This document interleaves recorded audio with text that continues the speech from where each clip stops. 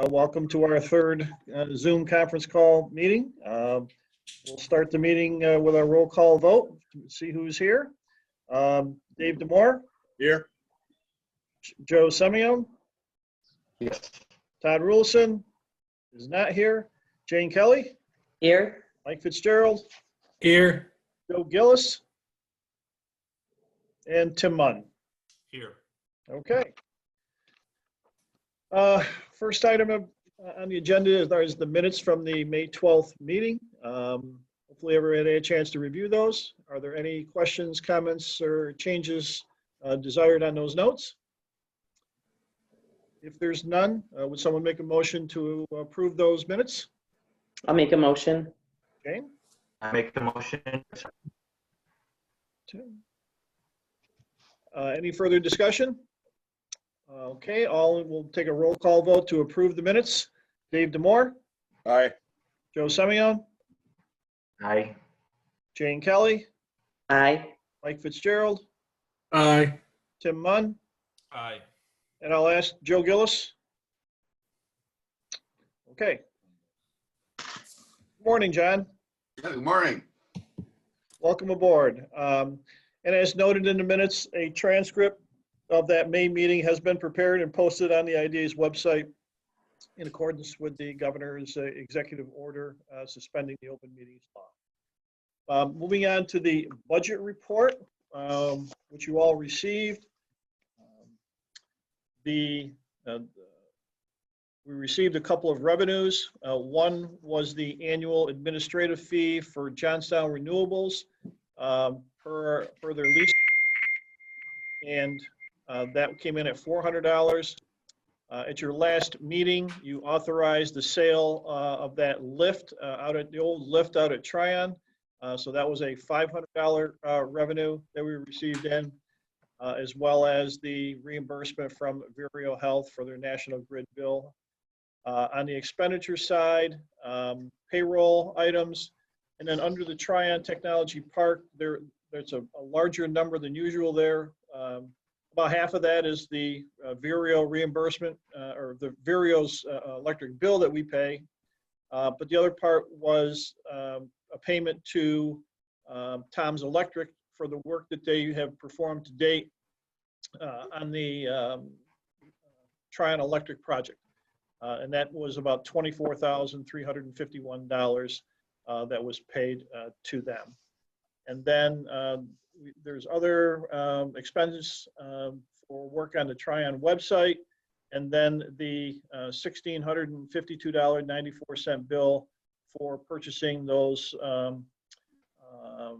thermometers and batteries that you agreed to purchase on behalf of the county in their COVID-19 battle. So that's the budget report for the month. Any questions on it?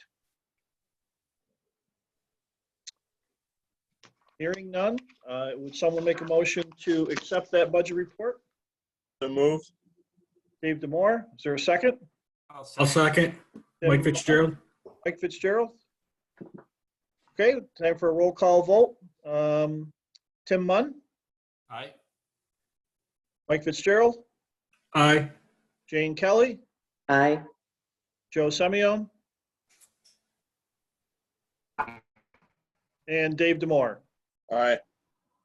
Joe Gillis, still working to try to get connected. Okay, under committee reports, the audit committee, this month it was Todd's turn to review the monthly bank reconciliation reports. He did. He emailed us back yesterday saying that he found those all to be in order. County and CRG reports. John Blackman, anything to report from the Board of Supervisors meeting? Well, not all that much. We had Bob Smolin, New York Assemblyman, talk yesterday. The New York shortfall has gone from about $6 billion. They now think there will be a shortfall of around $10 billion for the year. The county, of course, our big thing is the sales tax. Looks like we're down about 27% right now.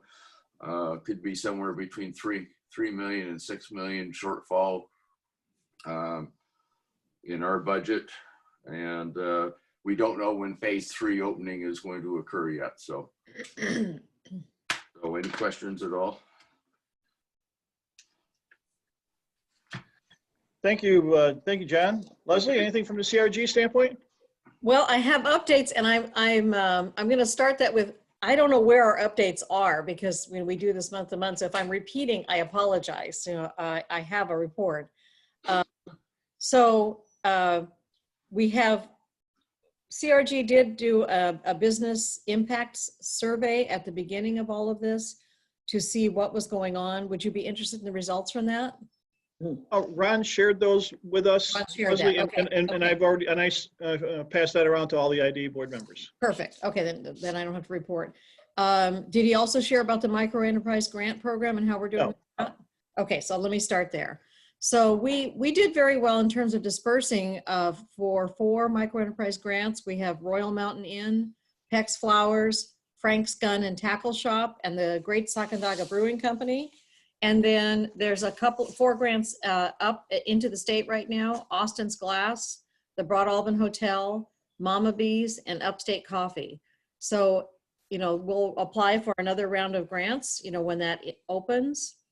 We have on the industrial projects, CRG working with Pioneer, financed $2.4 million purchase of 6 Claremont Street in the Johnstown Industrial Park. This brings their total square footage of industrial space to over 250,000 square feet. So this is all good news. We're working with 2 companies looking for 5,000 to 10,000 square feet, basically 12 to 15 person companies, and then 2 companies looking for 30,000 square feet. So that's in the works right now. Of course, we're not doing any business tours right now. That's kind of when permissible, these things will start. And there's some of that also in the community assistance where we have, waiting to do further work with some of the villages and towns. Johnstown, we're in the initial stages of looking at some possible projects downtown. Gloversville, working with the LWRP and the DRI, several projects on Main Street, and additionally working with the developer on a large parcel in the city. There's been couple of business marketing inquiries and still working with them. Not sure where some of those are going to go. And then a lot of the CRG effort has been working with the SBA program and to see what money is available. We've been able, because we can work remotely, to continue the micro enterprise grant online training. That started June 1st. And then we'll do business training when we can, and small business networking, and then a small Gloversville small business symposium will be in the works, hopefully soon, as things are opening up. So just to review some of the 2020 initiatives we have and haven't been able to make progress on. So marketing, with initial contacts until we were not able to. Of course, developing relationships with businesses. The farm program that we identified is somewhat on hold because of COVID-19. Grant opportunities, you heard, are ongoing. The workforce program will start soon. The incubator program and training we're still talking to training facilities, but it's on hold right now. And then moving to, online Zoom conferencing as we are. So that's about it. Very good. Thank you, Leslie. You're welcome. Okay, moving on. Mhm. Joe? Yes, I have a question. I think the letter that we received about information, back between us and the CRG, we had asked the representative could mention what they're doing at the Tryon technology park. Joe, I can't understand. Yeah, Joe, for some reason, you're all garbled as Yeah. you're coming through. Can you hear us clearly? You guys are, Can't hear Joe. can you hear me? Yeah, I'm No. sorry, Joe. It's very hard to hear you. It's very hard to hear you, and when your words are garbled for some reason. Yes, I'm receiving the video from YouTube. It's breaking up back and forth, so it's hard for me to. Yes, you guys can hear me? She had it.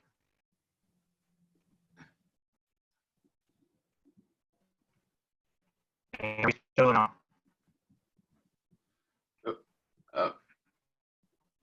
Leslie? Yes, Yeah, did you mention about the CRG building project itself? I didn't. I skipped over. Yes, you know, Okay, so that's what you're asking about. Yeah, we do have that going. We've been working on the lighting, and here it is. So that's the second phase of the lighting has started, and the construction project has also started. Very good. All right. Joe Semyon, is it possible for you to disconnect your audio and try reconnecting it again? And see if that helps.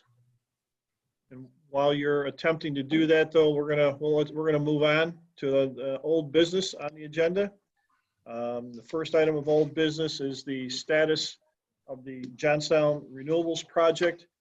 And the update that we have to offer today is good news to the extent that we've received a determination from New York State Department of Taxation and Finance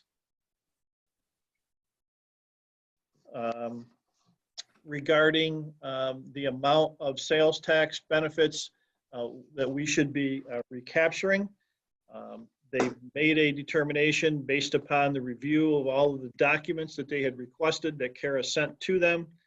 And their determination is summarized on the top of page 6 of your agenda. They determined that Johnstown Renewables was going to be a manufacturing business. So most of the machinery and equipment purchases would have been tax exempt under the state's manufacturing production exemption, even if they hadn't come to the IDA and gotten sales tax exemptions through the IDA. They determined that based upon the auction, that Johnstown Renewables owes an additional $54,650 to taxation and finance, and that upon the receipt of that $54,650 payment, that would satisfy taxation and finance and conclude the IDA's commitment to recapturing sales taxes owed by Johnstown Renewables. And it would bring the total payment to $84,532.25, half of which would be retained by New York State, and the other half would be returned here locally to Fulton County. Taxation and Finance confirmed that in writing in an email to Kara that was dated May 29th. And so given what Taxation and Finance has concluded, we're presenting to you today a resolution that was attached to your agenda that would take several actions. It would accept Taxation and Finance's recommendations on the total amount of sales tax that the IDA should be recapturing from Johnstown Renewables. It would direct Johnstown Renewables to make that final payment of $54,650 to the IDA, and then that the IDA would turn around and we would authorize filing a form called ST65 and send that to Taxation and Finance with that check as a payment in full for all recaptured sales tax exemptions. So the resolution, as I said, is attached to your was attached to your agenda. Attached to the resolution itself is the email from Taxation and Finance confirming their determination as a matter of record. And so that is kind of where we are today. And this would hopefully conclude our commitment to recapture sales tax benefits from Johnstown Renewables, since they did not complete the project as they had promised in their application to the IDA some years ago. So any questions on where we are or what this resolution would authorize and approve? Kara, anything to add? Anything new that? Okay. Oh, can't hear you, Kara. Sorry, I'm muted. No, Okay. no new developments since that time. I did speak to Chris Graham about the lease termination documents. They're missing one form, but working on getting that to me so then we can file the lease terminations in the county also. But that's just procedural. It just was missed out of the package. They didn't return it. And they have sent you a payment. They have sent payment for, I don't have it with me, but it's $11,000 and change that they've sent already. We're holding that check right now. We can put together the final, that check is based on legal fees that we submitted up to a certain date, a lease termination as of a date certain, and then the fees associated with recording. So we'll just have to update all of those figures to be sure that they remit any additional payments, and then they'll remit the check for tax and finance, and that'll be submitted by the IDA. Okay. Very good. And Carol, once we submit this check to taxation and finance, we can close the books on this recapturing saga, correct? Correct. I will be glad to take this off the agenda for future meetings. So, I will accept.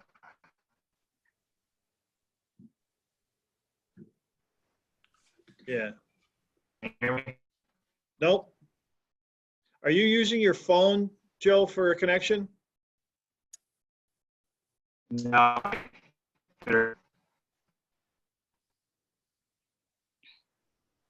Joe, this is like watching a movie that's in slow motion.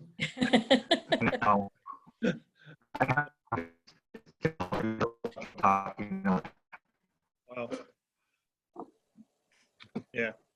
Okay, are there any questions regarding the action to be taken here today?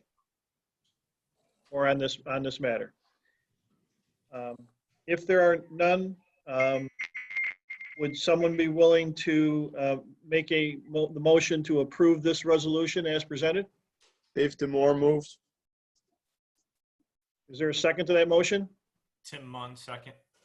Tim Munn. Any other questions or comments?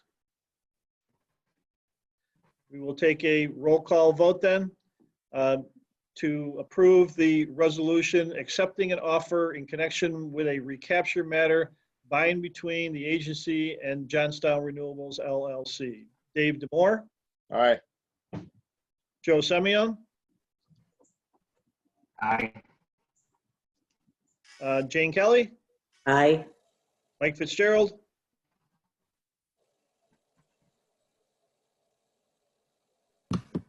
Aye, I was muted. Okay, and Tim Munn. Aye. Okay.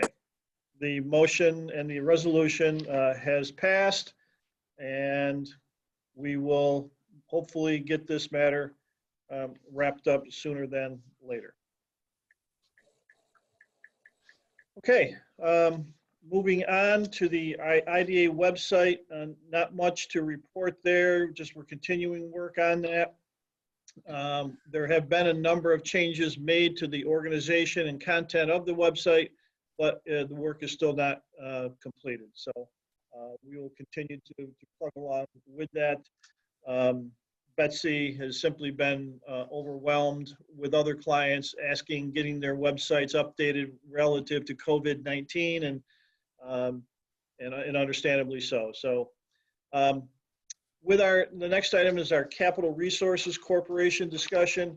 I finally received feedback from Jason Brott, the county attorney. As you recall, we had discussed this a couple of meetings ago and kind of left it to find out if the county attorney would be willing to support creating this CRC if we were going to advance it. Because he had raised some questions about it when we last brought it to the Board of Supervisors a couple of years ago. And Jason has advised that he has reviewed all the materials that we provided to him on the creation of a CRC and is comfortable with the concept of creating it. In that there appears to be no liability to the county for the debt of a CRC. And he said, should the IDA wish to recommend the creation of the CRC to the Board of Supervisors, he would not have an objection to it. So that kind of clears the path for pursuing this. So I think the issue now for the IDA board is, do you wish to pursue creating it now, or pursue creating it if and when a project would come to the IDA asking for funding through a CRC? Pros and cons: if we create it now, the good news is it'd be in place so that when a project did come here, the CRC was in place. The downside is, there's a potential cost of $5,000 to $10,000 to create it, and then that organization would exist. And as I said, you'd have to do an audit each year, and there'd be some O&M expenses that that group would be incurring that the IDA would probably have to fund until such time as there was a project that would generate the revenue that would be needed to help pay for that organization. We also, because we talked about how long would it take to create a CRC, the estimate was 2 to 3 months. And we thought that would fit within the timeline of a potential project that came to us, that we'd probably be able to create the CRC and pursue that project concurrently and not really delay that particular project. So question to you folks is, do you want to try to move to create this now, or sit back and just wait, knowing that you've got the approval of the county attorney to do so, and look to create this if and when a project comes to you? Thoughts, comments? How long would Jim. this, sorry, Jim, this is Tim. Yep. How long would this process take if we waited until a project came along? The estimate, Tim, is two months. 2 months. 2 to 3 months. Basically, what has to happen is the IDA board has to meet and approve it. It goes to the Board of Supervisors. They have to meet and approve it, and then paperwork has to be filed. It's a fairly simple process. It's just, it would have to be done, there has to be 2 meetings of, one of the IDA, then the next of the Board of Supervisors. Okay? Okay.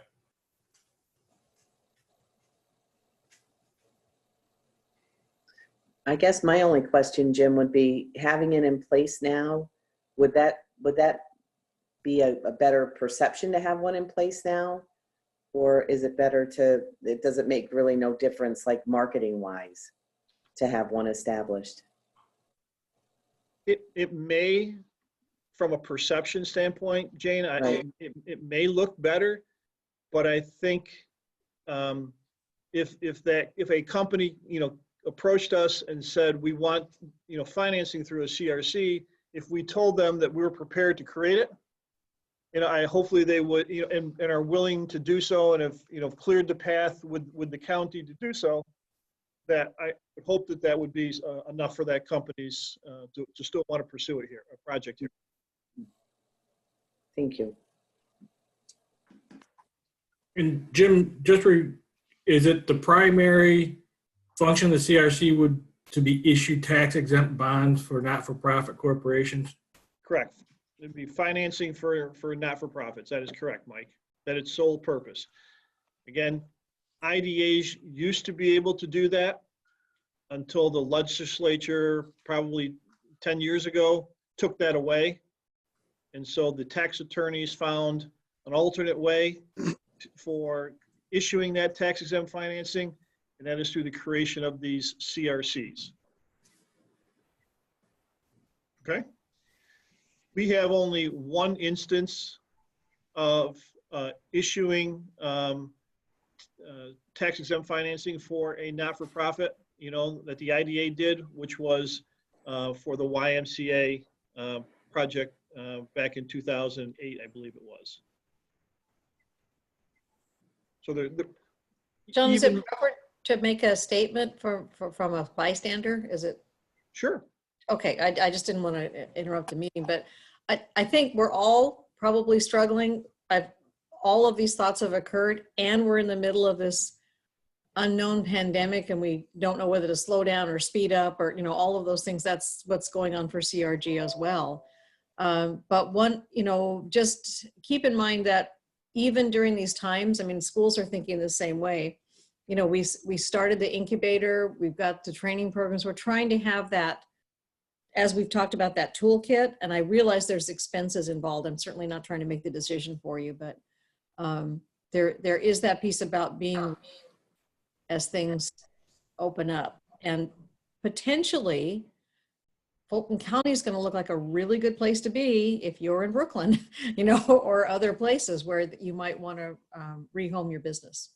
Just wanted to say that. Thank you. Yeah.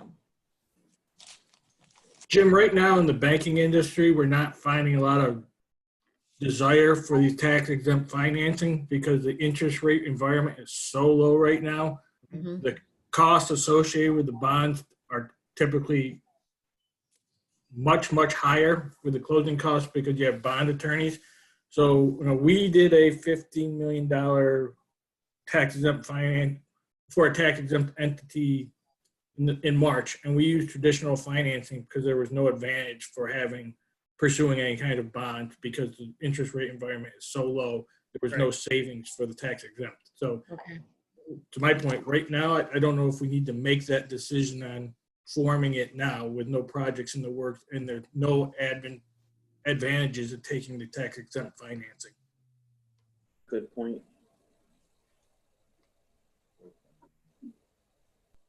Okay. Joe Sumnion just texted that he kind of agrees that to hold on pursuing this at this time, knowing that we would have things in place to move quickly if we had to. So, anyone else? Is there I've heard a couple of comments that let's just hold on this for now and move on it in the future if we have something ready to go, the project ready to go. I agree with that. Is that a fair assessment for? Yes, I would agree as well. Okay. Yeah, I agree. What I think we would do is I think we would still ask, and I would like to notify the county that we would that at some point in time in the future, the IDA, if it receives a project, would be recommending the creation of a CRC. Put them on notice. Tell the Economic Development Committee that the county attorney has signed off on it, on creating it, just so that there's an awareness that if something comes to the IDA, we're going to be asking them to move quickly and getting something created. So we can communicate that to the Board of Supervisors, just so that they're aware of the position that this board is taking on this matter. So I will communicate that to the Board of Supervisors. Okay? Yep. All righty. We don't necessarily have to take a vote on that. That'll just be a consensus item of the IDA board. Moving on, Cushman Wakefield, again, just projects listed. Haven't heard anything from them. They're struggling like everybody else in terms of their office activity and stuff, but we are the properties are listed.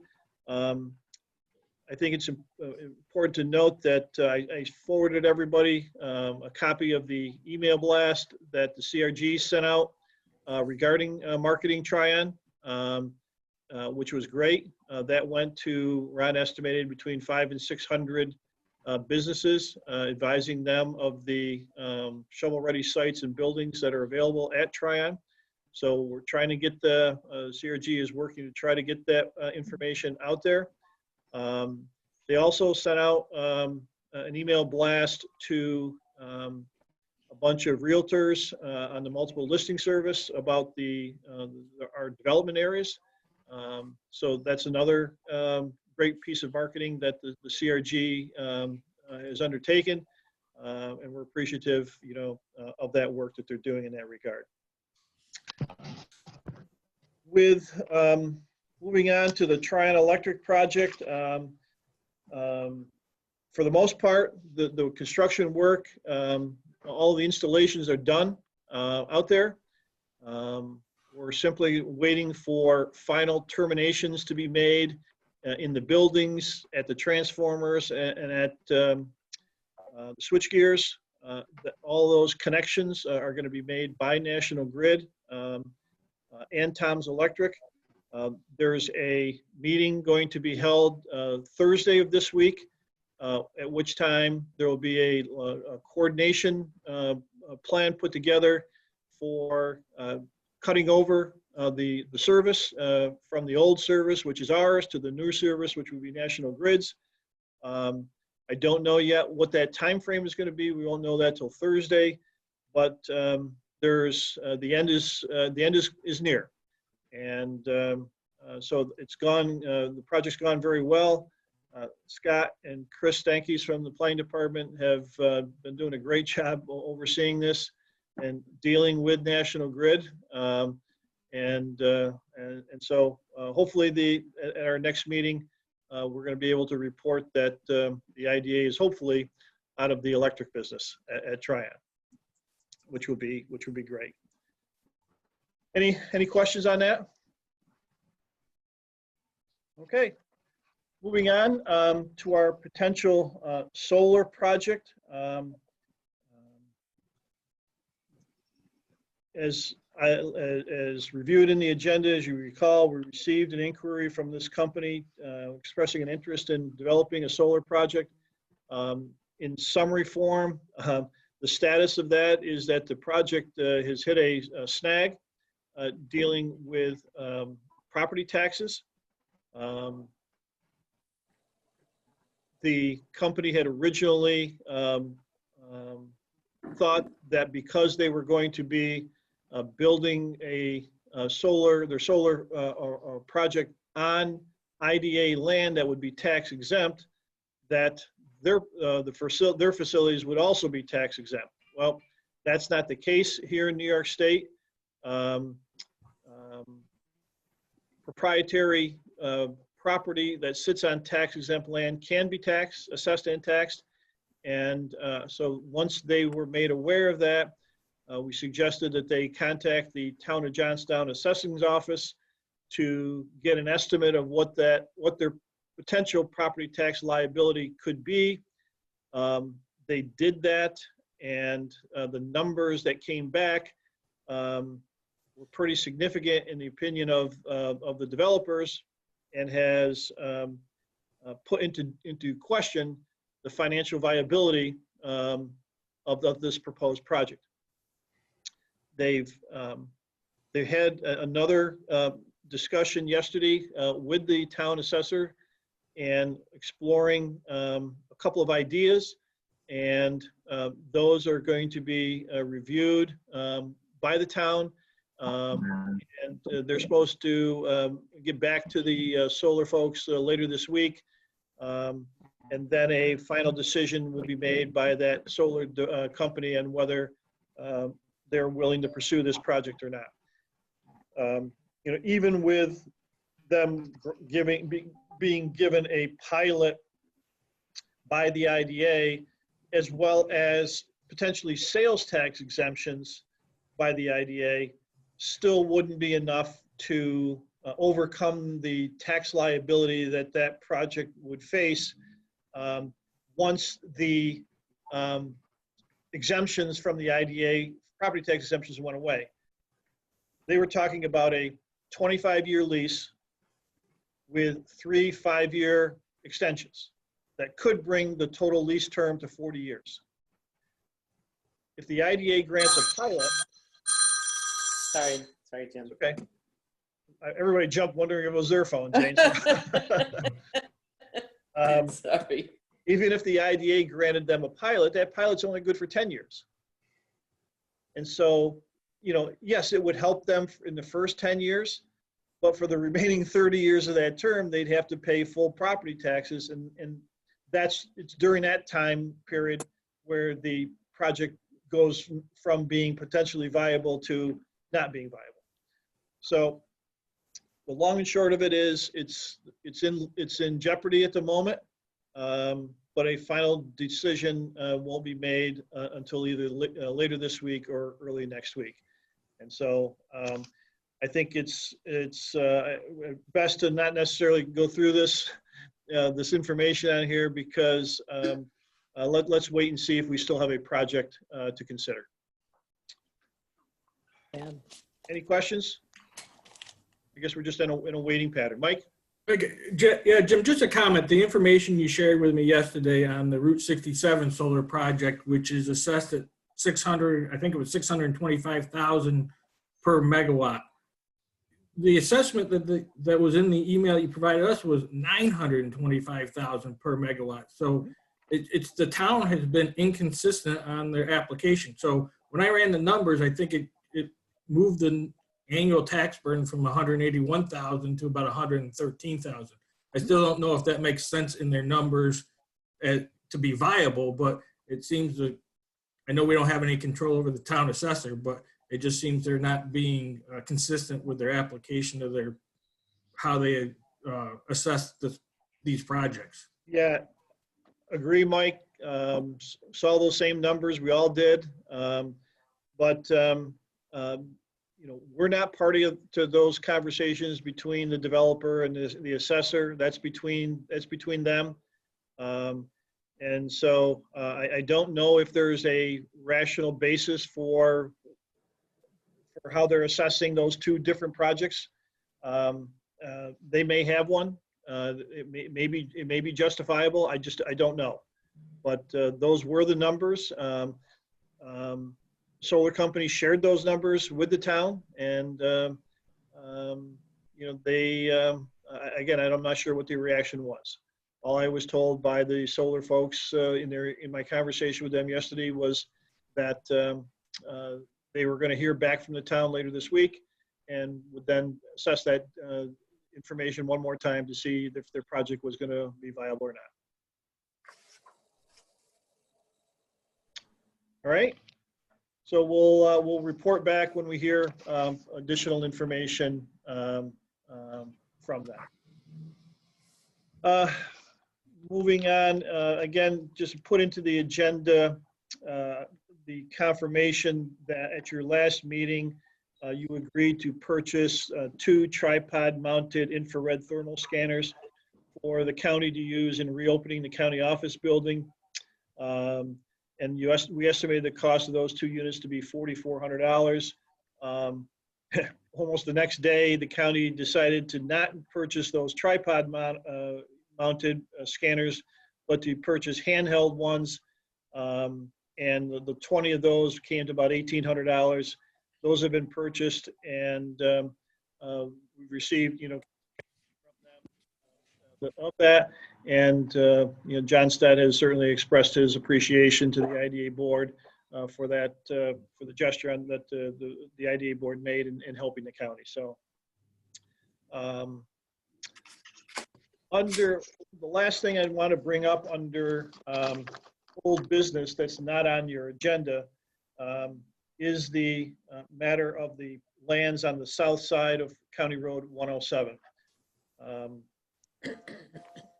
I bombarded you with a lot of information over the last couple of days regarding that matter, but for the record, at your last meeting, you had reviewed the 3 offers that had been submitted to purchase the property on the south side of 107. Based upon your review of those offers, you accepted the offer from Squires and McCashin for $90,000 to purchase that 27 acres. Subsequent to that, yesterday, we received an email from Clayton Sitterly, who represents those 2 gentlemen, that they have decided to not pursue their project and were therefore rescinding their offer to purchase the property. In addition to that, immediately after last month's meeting, Terry Easterly, representing Caldwell Banker, notified the two other entities who had submitted offers that the IDA did not go with, that the IDA board did not accept their offers and went with Squires and McCashin. Shortly after that, the two gentlemen, Huckins and Verma, submitted a revised offer to the IDA board, matching the dollar amount that Squires and McCashin had put in. And they did so with the understanding that the IDA board had made the offer, accepted the other offer, but put it in the event something happened. Well, something has happened. And the Squires and McCashin have withdrawn their offer. And so you're in a position now to go back to the other offers that you received, the other two, and say, do you wish to change course and now accept another offer, or do you wish to reject all offers and continue to list the property with Caldwell Banker? But since the other offer matched the one that you had, I was assuming that you would like to pursue that particular one because of the dollar amount of that offer. As I indicated to you yesterday in my one email to you, I would suggest that before you make a decision to accept that offer, that we meet with that group to hear a little bit more detail about what they're proposing to do with that. They have offered to meet this Friday afternoon. The gentlemen would be willing to meet this Friday afternoon to have that discussion if you're interested in pursuing. Discussion. Jim, I'd like to this is Dave Demore. I'd just like to assert that I think it behooves us to move to the next viable offer from Huckins and Verma. And I think for myself, I would like to know a little bit more about their plan for the property, make sure it's a viable plan. Notwithstanding that, they did up their offer to match the original offer we were accepting. So, I think if we can get that scheduled for Friday, I just want to be sure that there's opportunity for us to take action on that offer before it's off the table, because I understand that that offer is only good until next Tuesday. Is that still the case? We have asked to extend it. They've expressed a willingness to do so, but we've not gotten that in firm confirmation on that. Okay. But I believe there's a willingness to do so. I was hoping to have that confirmed as this morning, but we haven't. Okay. Okay. I think the next step is to get the meeting scheduled. So if that's okay, Joe Semyon called in and said that he thinks having a meeting would be the appropriate thing to do. So Joe and Dave, and I see some other heads nodding up and down. What if anyone else have any comments? Jim, I just have a question. It's Mike Yep. Fitzgerald. The other deal fell through because they didn't want to pay the operating and maintenance annual fee for the sewer connection, correct? That was an issue, Mike. I didn't get confirmation from Clayton Sitterly if it was that, or they just decided to not pursue the project for other reasons. But that sewer issue was raised, okay? And it was certainly a factor, but it may have been just the fact that they just didn't want to pursue the project given the pandemic or whatever the case may be. Now, is that sewer connection on the south side or is it on the other side within the Tryon Industrial Park? There is a sewer line. Well, all of those buildings, Mike, on the south side, all have a gravity sewer line that leaves from them and flows to a pump station on that side of the road. From that pump station on the south side, a sewer main runs all the way from the south side to the other side of the street, up around over the hill, through the woods, and connects into the main pump station over in the Tryon Technology Park. Okay? They were going to be willing to restore that sewer line and put in their own pump station to service the south side. All right? And as we got talking about it, you know, again, because we talked about this when we met with them, you know, we just said, you know, you're going to have to pay a sewer fee. And they said, yeah, we understand.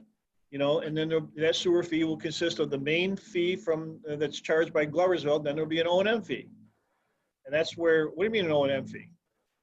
And that's where it came from. Now everybody pays an O&M fee on your sewer bill. It's a part of everybody's sewer bill. So I wasn't sure why that became an issue, because we never had an opportunity to meet and talk about it, other than I would communicate through Clate. Clate would communicate to the developers, back through Clate, back to me. It was never face to face.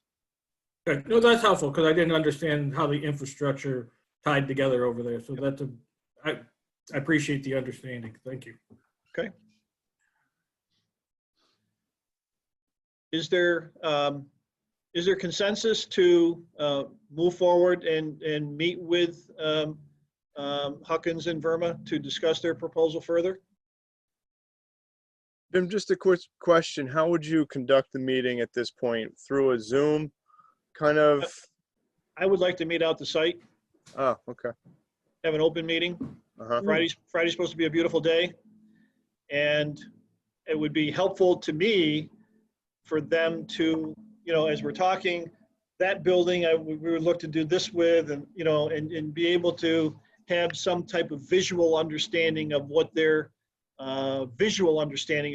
vision is for the property. I'll be unavailable on Friday, so my hope is that somebody else from the board would be able to attend.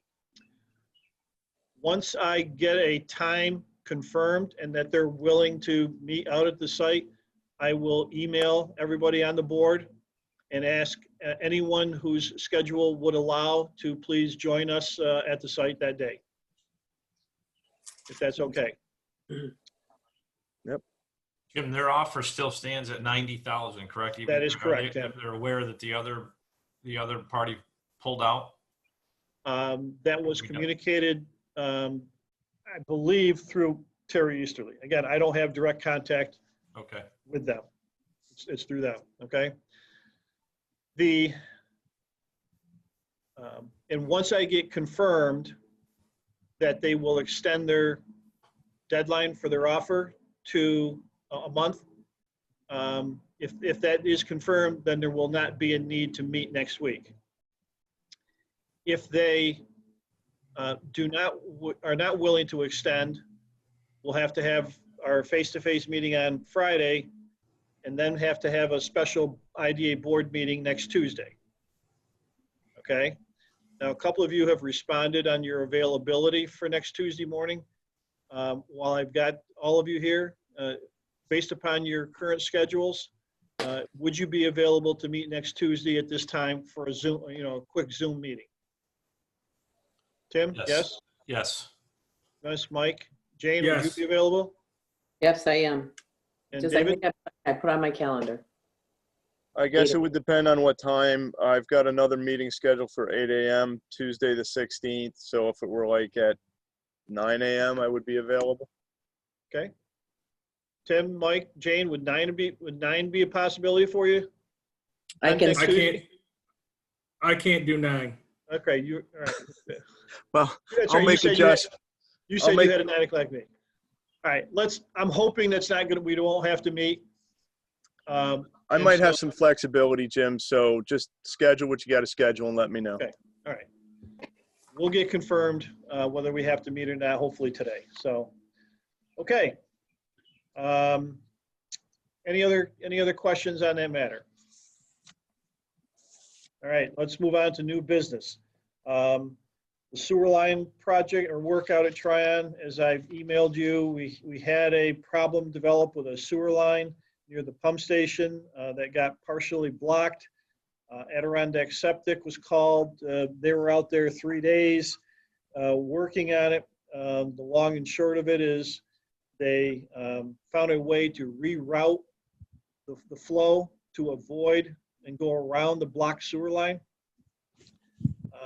And so their total cost for the 3 days of out there is about $6,000. That does not include the, bless you, Dave. So you can't hide. That does not include the eventual cost to actually still come back and replace and repair that block line, but it is, you know, we're seeing, they're still seeing if there's a way to, they're going to try a different method for trying to unplug that sewer line. They actually send balloons in there that they pressurize, you know, and try to slightly expand the pipe a little bit and see if they can wedge that thing out of there. So, but for now, we've got a bill of approximately $6,000 that we unfortunately need to pay. And then we'll come back at future meetings to see what additional work if any, may be needed. So for now, I'm asking for someone to make a motion to authorize a payment of up to $6,000 to Adirondack Septic for the emergency work on the sewer line at the Tryon Technology Park. I'll make the motion. Jane Kelly, Joe Semyon says as a second. Is there any further questions on this matter? Hearing none, we'll do a roll call vote. Dave Demore, Aye. Joe Semyon, Jane Kelly, Aye. Mike Fitzgerald, Aye. and Tim Munn. Aye. Motion has carried. Very good. Next item is our Tryon insurance. At Joe Semyon's request, we began looking at this. And as you recall, at your last meeting, I had mentioned that the one idea that we had talked with Bill Van Gorder about was to reduce the value of the insurance on building 3 from $4 million to $1 million. And that he was working out pricing for that savings. Subsequent to that, we've had further discussions. And it's centered around even keeping it at $1 million. Because the question became, these two buildings, the Midas building and building 60 out there, both are around 15,000 square feet in space. And if we insure those buildings for $1 million and they burnt to the ground, the $1 million of coverage wouldn't be enough to rebuild those buildings at 15,000 square feet with cleanup costs to start with and then building from scratch. Okay? So that begs the question, why insure them at all? If you're not going to insure them for a value that you're going to be able to rebuild them with, why insure them at all? Well, Bill Van Gorder had a good point. He says that if something did happen to them, casualty-wise, lightning strike, fire, whatever, the policies as written, 25% of that value could be used towards cleanup and debris removal. So if something did happen, if that building 60 did burn down, we wouldn't want to leave a pile of debris there. We'd want to have it cleaned up. So we said, all right, well, at $1 million worth of coverage, 25%, that would give us $250,000 for each building cleanup. Well, that seemed to be too much.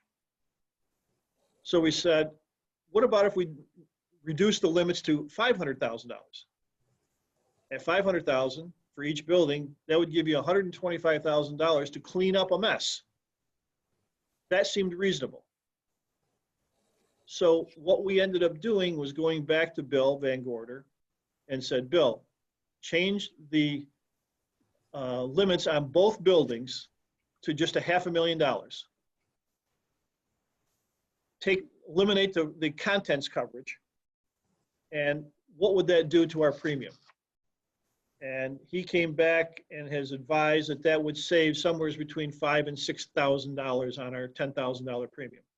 we still have about, of our $10,200 bill, about $3,100 of that is liability insurance that we get, and excess liability that we get through the county's policy with NYMER.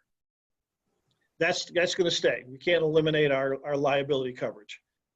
But our building limit, our building insurance would drop, between $5,000 and $6,000. That's the savings that we can incur by going from $4 million of coverage on building 3, $1 million of coverage on building 60, and reducing those both to $500,000. Everybody understand that proposal? Okay. Since this insurance is provided through the county, Fulton County's policy with NYMER, we can't go to NYMER directly and say, make these changes. We have to recommend them to the county, and then the county has to recommend those to NYMER directly. So my suggestion to you today is to recommend those changes to the Board of Supervisors so that they would pass those on to NYMER, and those changes would be reflected in the next premium that we receive later this year. Jim, this is the, so you're talking about a specific savings to the IDA? Yes. These changes, not the county? It's NYMER bills the county bills the IDA. Okay. The NYMER bills the county for its whole policy. The county pulls out from there the costs associated with Tryon, and they send us a bill. We get 2 bills a year, each for $5,100, $5,200 a year. Okay, so yes, this would be a direct savings to the IDA. Okay, the second question I have, and obviously when you talk about building value and replacement costs, I totally get where you're coming from, where Bill's coming from with the, our plans. If you're not going to rebuild the building, yes, you don't need that much insurance, but we should also consider what happens if there's a partial loss on any of those buildings. And that's really where co-insurance comes into play in property and casualty insurance. If you have a partial loss and the building is significantly underinsured, Mm-hmm. there's a potential that loss payment would be depreciated significantly. Now, if they're writing it on kind of a blanket schedule, it may not impact that, but that would be a question to ask him. By lowering that limit so significantly, would they depreciate a partial loss on any one of those buildings? I get what would happen if the building's burnt to the ground, but we need to know what would happen if we sustained a partial loss. Okay. I can ask Bill that question. Okay. Any other questions?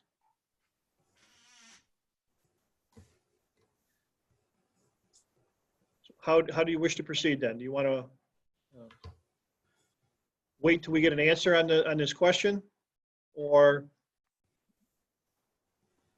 Well, I think we can proceed. I just think it's a good question to ask. I mean, because a partial loss is more common than a total loss to the building. Mm-hmm. If we're not concerned about that overall, I mean, I know there's nothing operational out of those buildings and whatnot. Correct. If that's not a concern to the board, and then I think, agreeing to do this would be with that amount of savings would be a significant savings, certainly. Well, let me pose the question to Bill, okay? And let me get his response first, and maybe it's just understanding how a partial loss would be dealt with. How it would be depreciated. Maybe we just need to understand what that would be in case of a partial loss, just so we know.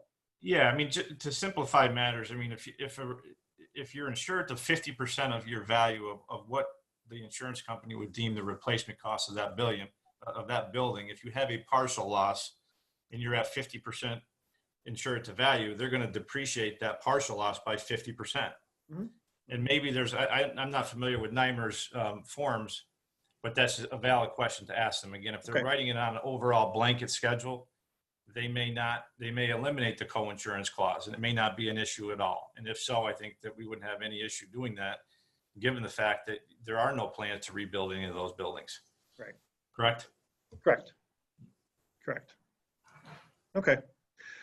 Let me ask the question, and Joe?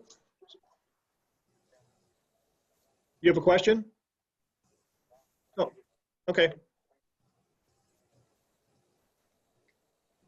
Okay. I will get an answer, email it everybody, and then we'll move forward and notify the Board of Supervisors of what the board wants to do, okay, at that time. Okay. Next item on new business is our contract for cutting grass at Tryon. You've hired Greenscapes this year to cut grass at Tryon. You know, over the last number of years, the Citizens in Community Services program has been sending clients of theirs out to Tryon as a work site for those who have to perform community service. And they've been cutting grass at the front entrance of Tryon near the sign on both sides of the entrance road. Unfortunately, because of the pandemic and budget cuts, they are not going to be able to do that this year. So as a result, we need to have Greenscapes add that area to their scope of work. I met with Glenn Henry out there yesterday. He's looked at it, and he charges now $480 every time he comes out and does finish mowing around Building 3, the area we're trying to keep mowed fairly closely. To add this piece would be about $80 each trip out there. So his price for finish mowing would go from $480 to $560. He's probably got 5 or more finish mowings to complete this year. So we're talking about an add-on of about $400 to his contract. But I think it's necessary to do so because we have to keep that front entrance looking as neat as possible for perception purposes. So asking for authorization to amend Greenscape's contract by increasing their finish mowing price from $480 per mow to $560 per mow. Would someone be willing to make that motion? I'll make the motion.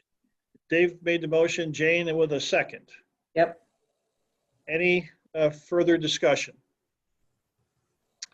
Okay, we will take a roll call vote on that motion. Dave Demore, Aye. Joe Semyon, Jane Kelly, Aye. Mike Fitzgerald. Mike Fitzgerald. Okay, Aye. and Tim Munn. Aye. All right, motion is passed. Thank you. Jim, could you let us know what Joe Semion's vote was? He voted yes. Okay, because he's on a call with you there at the office, right? That is correct. My bad. Yes. All right. One last thing to add to the agenda, dealing with some old transformers that are located out at Tryon. As we convert from the old system to this new system, once we disconnect the old system, there are a number of transformers that used to be there that serviced existing buildings that are no longer going to be needed or used. And one of the electricians working on the site yesterday inquired about their potential availability and would the IDA be willing to sell those transformers to this company. And my response was, if we can be paid to have those removed as opposed to us having to pay to have those being removed, it would something that would be of interest, I think. So I don't have, he hasn't gotten back to us yet with a number, but again, if we're able to generate a revenue by them taking something that we're going to have to pay to have removed, I think is a good venture on our part. And just wanted to bounce that off of the group to see if that's something you're interested in. And if you are, I would ask that you approve a motion to authorize the sale of any excess transformers at the site to, for whatever the dollar amount they're willing to offer to us. I just think if we can make a few dollars by and avoid a cost, it's a win-win situation for us. Any thoughts, any comments, concerns? Anybody want to make a motion? Sure, I'll I'll make a motion. motion. Okay, Mike Fitzgerald, Jane Kelly with a second. So the motion is to authorize the sale of excess transformers at Tryon. Let's do a roll call vote on that motion. We'll go backwards. Tim Munn, Aye. Mike Fitzgerald, Aye. Jane Kelly, Aye. Joe Semyon. Joe said aye. And Dave Demore. Aye. Okay. That's all that I have for today's meeting. Does anyone have any other business to bring up at today's meeting? Very good. I will let everybody know about this meeting on Friday. And I would ask each of you to just let me know if your schedule will allow, if you can be there or not, so that I know who will be able to attend.